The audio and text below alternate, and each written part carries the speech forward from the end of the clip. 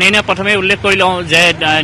মানুহৰ যি জীৱন ধাৰণৰ প্ৰণালী হিচাপে যি দৈনন্দিন জীৱনত প্ৰয়োজন হয় যি নিত্য ব্যৱহাৰ্য সামগ্ৰী সেই নিত্য ব্যৱহাৰ্য সামগ্ৰী এতিয়া আকাশলংঘী দাম ঠিক সমান্তৰালকৈ এতিয়া যদি চাওঁ যে এক ঘোৰ অমানিশাই গ্ৰাস কৰি পেলাইছে এই সমগ্ৰ ৰাজ্য আৰু যিহেতু এতিয়া বজাৰত জুই গৃহিণীৰ পাকঘৰত জুই অৰ্থাৎ উল্লেখ কৰিব লাগিব যে যি গ্ৰচাৰী অৰ্থাৎ চাউল দাইল গাখীৰৰ পৰা আদি কৰি যি দাম বৃদ্ধি পাইছে ঠিক সমান্তৰালকৈ ইয়াৰ পাচলিৰ বৃদ্ধি পাইছে অৰ্থাৎ উল্লেখ কৰিব লাগিব যে যি 5খন ৰাজ্য অৰ্থাৎ অসম পশ্চিমবংগকে ধৰি যি 5খন ৰাজ্যৰ নিৰ্বাচন অনুষ্ঠিত হৈ গ'ল সেই নিৰ্বাচনৰ পিছতে অন্যান্য যি নিত্য ব্যৱহাৰ্য সামগ্ৰীৰ দাম বৃদ্ধি পালে ঠিক সমান্তৰালকৈ এতিয়া পাচলি বজাৰতো যি ইন্ধনজাত সংকটৰ কাৰণেই হওক সেই তাৰ সমান্তৰালকৈ ইন্ধন সংকটৰ গৰাহত পৰি এতিয়া পৰিবহণ ব্যয় দুহাই দি এতিয়া পাচলিৰ দামো বৃদ্ধি কৰা হৈছে উল্লেখ কৰিব লাগিব যে এতিয়া পিঁয়াজ কালিৰ দিনটোত 30 টকা আছিল 40 টকা অৰ্থাৎ কালিৰ দিনটোত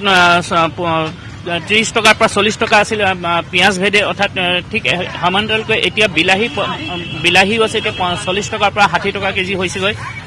ঠিক মটৰ এতিয়া 100 টকা কেজি হৈছে মই সেইটো ৰঞ্জিতক দেখাবৰ কাৰণে অনুৰোধ দাদা মটৰ কিমান হৈছে এতিয়া 100 টকা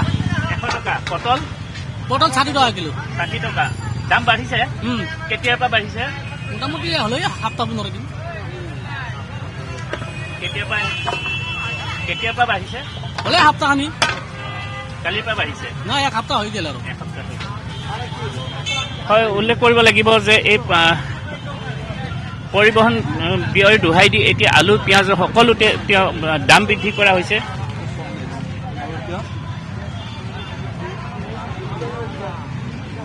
উল্লেখ কৰিব লাগিব যে যি অন্যান্য অৰ্থাৎ পাচলি চাউল দাইলৰ পৰা নিত্য ব্যৱহাৰ্য সামগ্ৰীৰ পিছতে এই পাচলিৰ দাম বৃদ্ধি পালে আৰু ঠিক একেদৰে যিহেতু ইয়াত অন্যান্য দাম নিত্য ব্যৱহাৰ্য সামগ্ৰী যেনে চাহ তেল চাবোন চেম্পু ইত্যাদিৰ ওপৰতো বৃদ্ধি কৰিবলৈ অগ্ৰসৰ হৈছে উল্লেখ কৰিব লাগিব যে যি ফাষ্ট মুভিং কনজিউমাৰ গুডছ আছে অৰ্থাৎ FMCG সেইফালৰ পৰা নিত্য ব্যৱহাৰ্য সামগ্ৰীৰ দাম বৃদ্ধি কৰিবৰ কাৰণে অগ্ৰসৰ হৈছে যিহেতু আৰু কিছুদিনৰ পিছতে এই তেল চাবোন সকলোতে এই উক্ত সামগ্ৰীসমূহৰ দাম বৃদ্ধি হ'ব ভেন্দি কেনেকৈ হৈছে এতিয়া 20 টকা 20 টকা মানে কেজি 80 টকা কেজি দিলে 60 টকা ক'ব লাগিব যে অৰ্থাৎ যি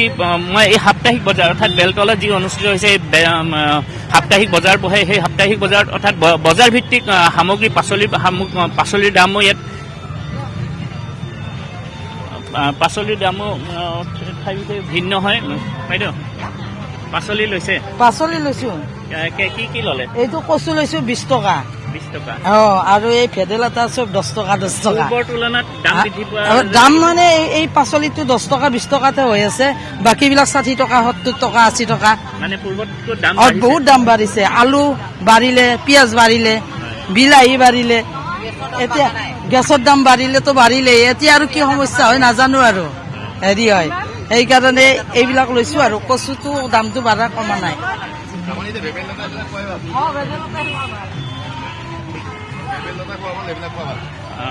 পাচলিৰ দাম বাঢ়িছে পাচলিৰ দাম বাঢ়িছে দাইলৰ পৰা আদি কৰি চব গেছৰ দামটো গেছ পাবলৈ কেনেকে হৈছে এতিয়া গেছৰ কাৰণে যি অসুবিধা হৈছে আৰু বেলেগ এতিয়া মইতো কওঁ বেলেগ চব্জি খাব লাগে এইবিলাক ভেবেলিলতা কলমিল এইবিলাক খোৱাই ভাল আৰু যি বস্তু এতিয়া ৰাসায়নিক সাৰ দিয়া বস্তু কলডিলতো দাম বৃদ্ধি কলডিল সব দাম বাঢ়িছে আপোনাৰ এতিয়া যি বজাৰ জুই যায় হৈছে ইলেকশ্যনৰ পিছত আৰু সেয়াই হ'ব আৰু এতিয়া হয় এটা কথা উল্লেখ কৰিব লাগিব যে যি পশ্চিম এছিয়াত যি যুদ্ধ চলি আছিল সেই যুদ্ধৰ ফলত যি তেলৰ সংকট দেখা দিছে ভাৰতবৰ্ষত এখন উন্নয়নী ৰাষ্ট্ৰত সেই তেলৰ দুহাই দি অৰ্থাৎ ইয়াৰ পৰিবহণ ব্যয় বৃদ্ধি পাইছে আৰু এই পৰিবহণ ব্যয় বৃদ্ধি পোৱাৰ লগে লগে অন্যান্য সকলো সামগ্ৰীতে ইয়াৰ দাম বৃদ্ধি হৈছে আৰু FMCG মই পূৰ্বতে উল্লেখ কৰিছিলোঁ যে ফাষ্ট মুভিং কনজিউমাৰ গুডছ অৰ্থাৎ তেওঁলোকে সিদ্ধান্ত লৈছে যে যি চেম্পু চাবোনৰ পৰা আদি কৰি অন্যান্য যি সামগ্ৰী আছে সেয়া